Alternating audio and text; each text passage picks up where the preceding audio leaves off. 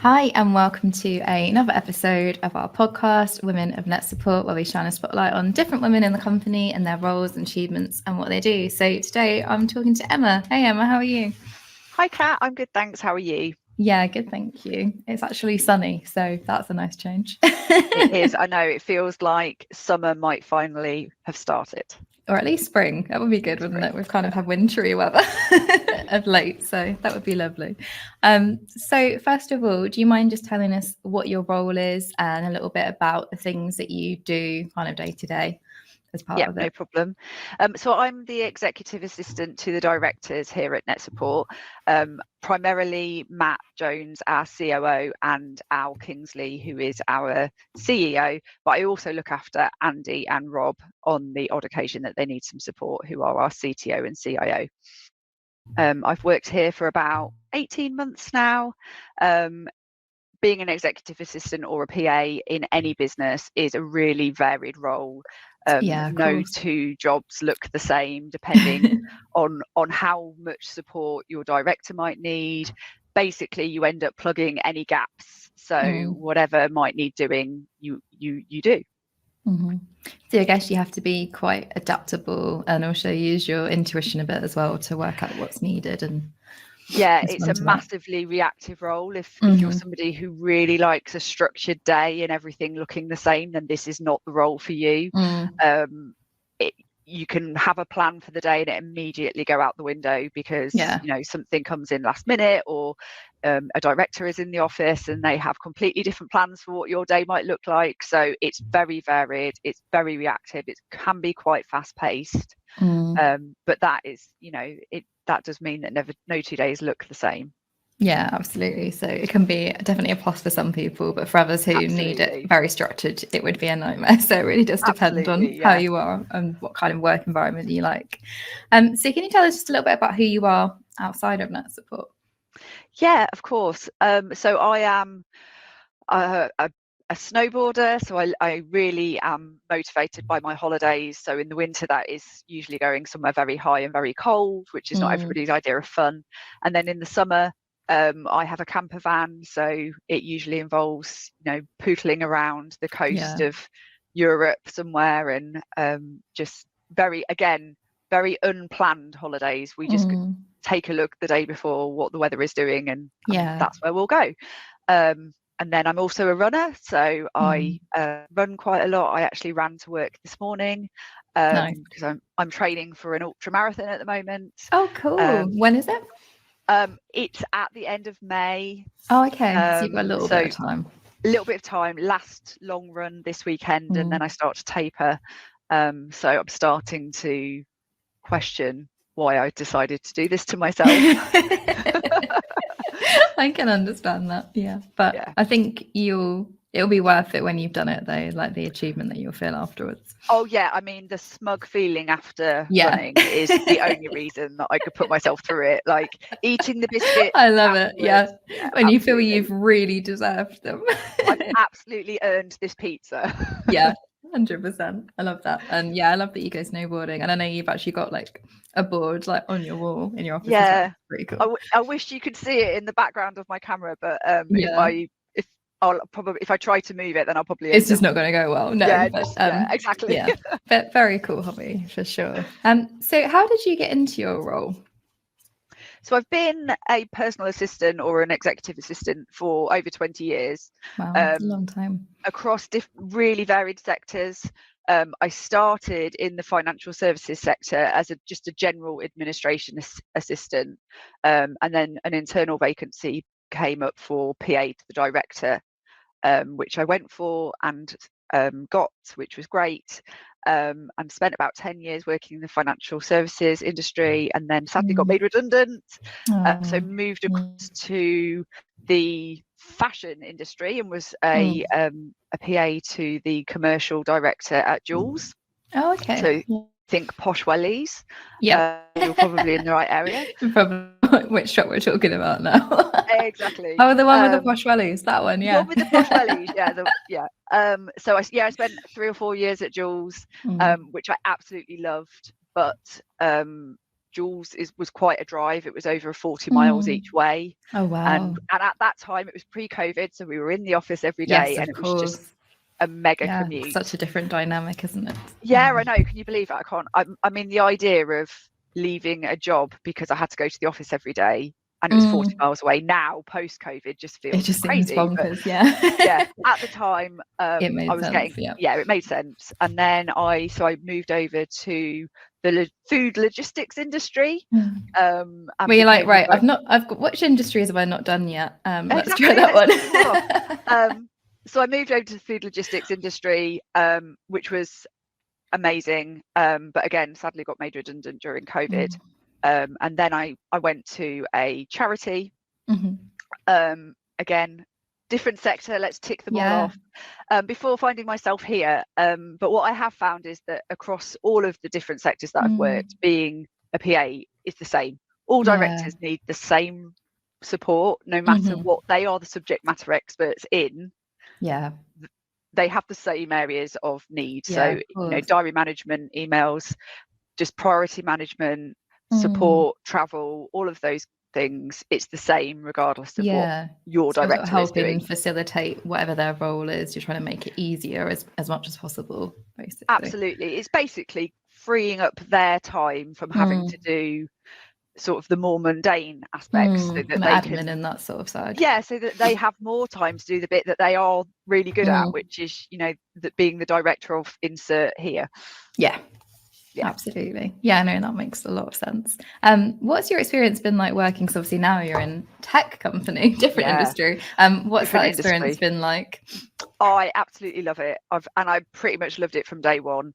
It has been an adjustment because I have definitely been the person who has been the most tech savvy everywhere else that I have worked.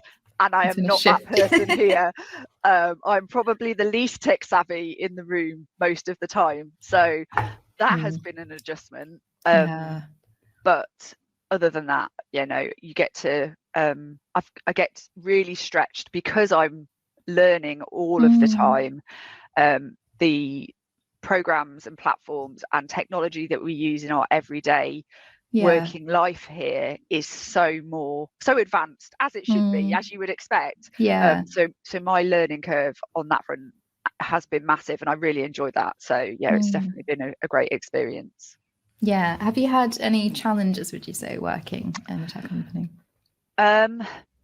Probably trying to learn what they say and what that means. It can be a lot of jargon in tech. So I go to a lot of meetings. I'm getting better, but I go to a lot of meetings and I'm like, I don't know what these words are.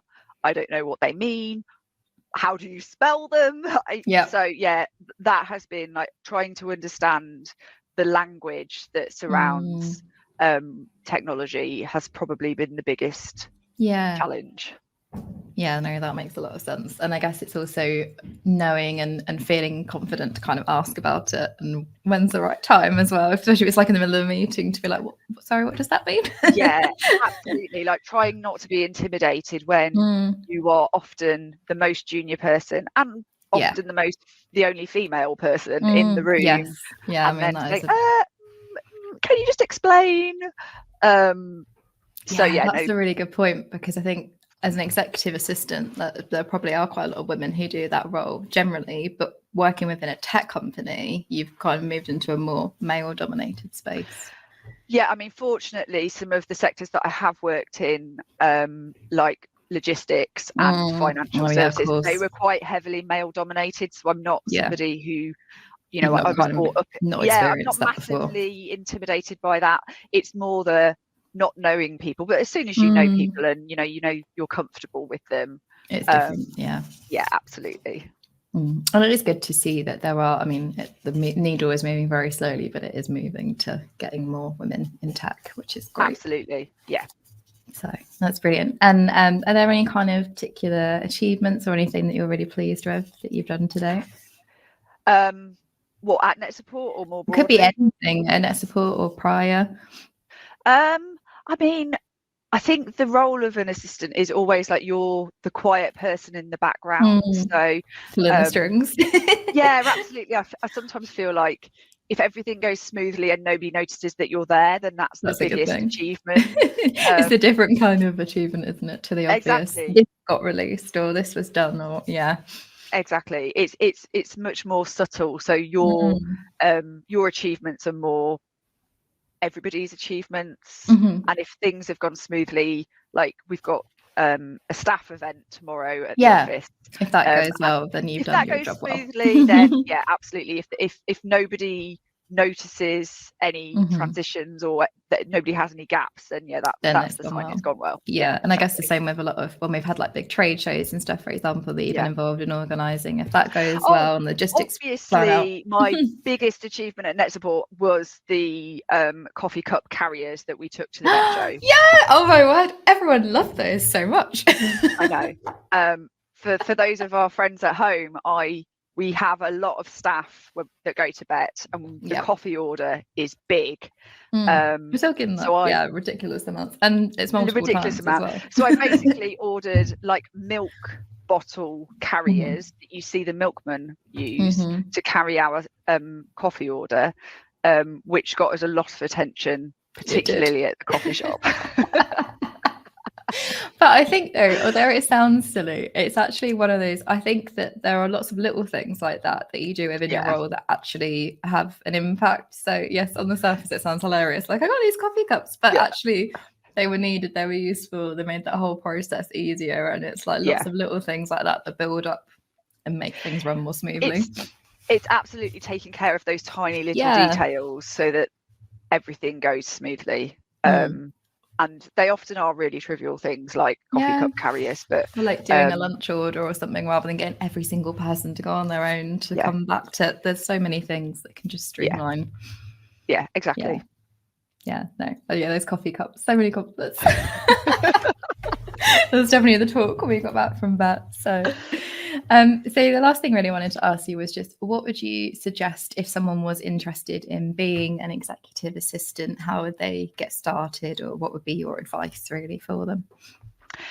That's a really tricky one, because I kind of fell into it, and maybe that's how lots of people do end up doing it. But it's really important to stay up to date with technology, because there are a lot of ways that you can streamline both your own working life and director's working life using the ever-changing technology.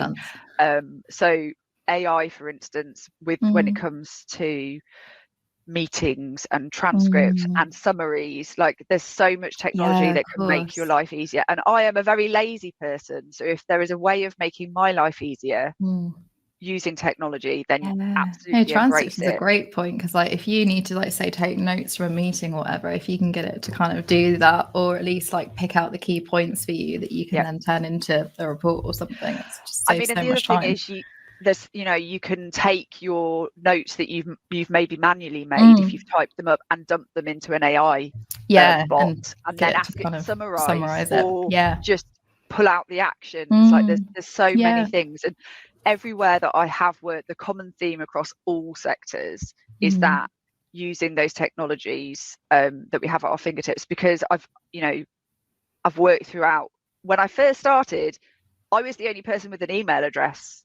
We were still using fax machines, and I was taking I was taking notes off a dictaphone, and I had one of those, I don't know what they're called, but you controlled the playback with your foot, so you could take notes.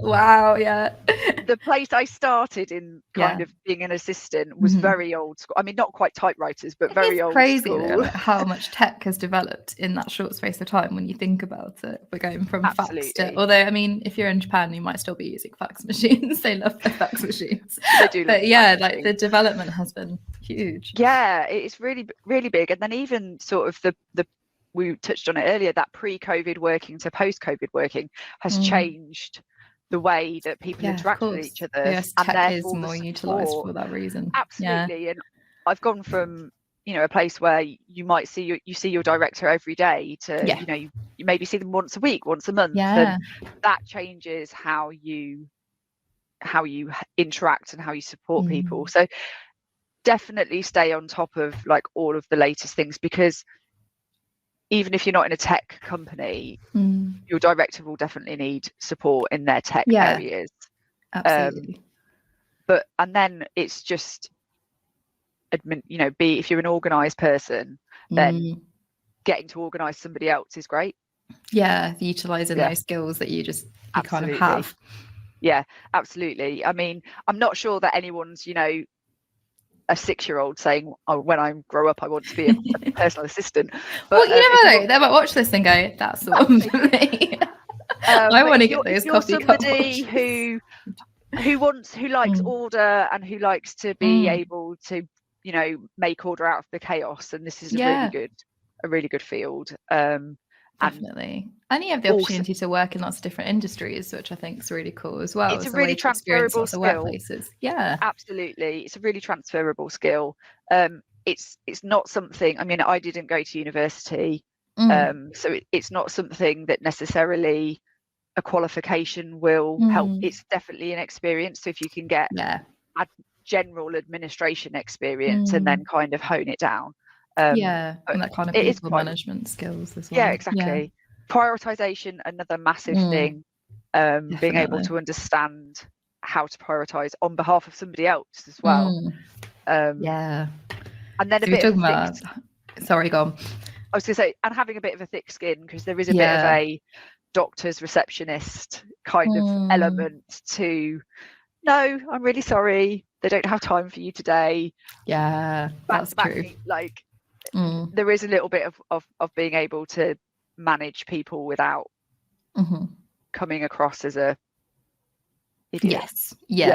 And I guess also people's expectations of your role sometimes as well. It's like, no, I'm not like a glorified like tea maker or something. Like I have like a serious administrative role in the company. It's not. Exactly. Although some of the old school I'm definitely up for making the tea. But like there's a lot to it.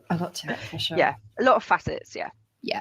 No, the only other thing I was going to say was your prioritization is really important, like you say, because I think especially if you're talking about like someone who's like a director or something like that, everything on their list is urgent and everything is like sort of seems like it should be done instantly, and that's just not physically possible. So there's a lot of listening, observing, having to understand the conversations that are happening, because what was a priority this morning might no longer be a priority, and what is a priority to your director might not be publicly known that it's a priority. Of course. So there's a lot of behind the scenes stuff, isn't there? The people that you're interacting with maybe don't know everything that's going on, and you need to be able to say no politely and be conscious of what they know versus what you know. And so there is a lot. Absolutely. Well, thank you so much, Emma. It's been a pleasure to talk to you, and I think thank you very much for having anyone me. listening will find that really interesting. So thank you.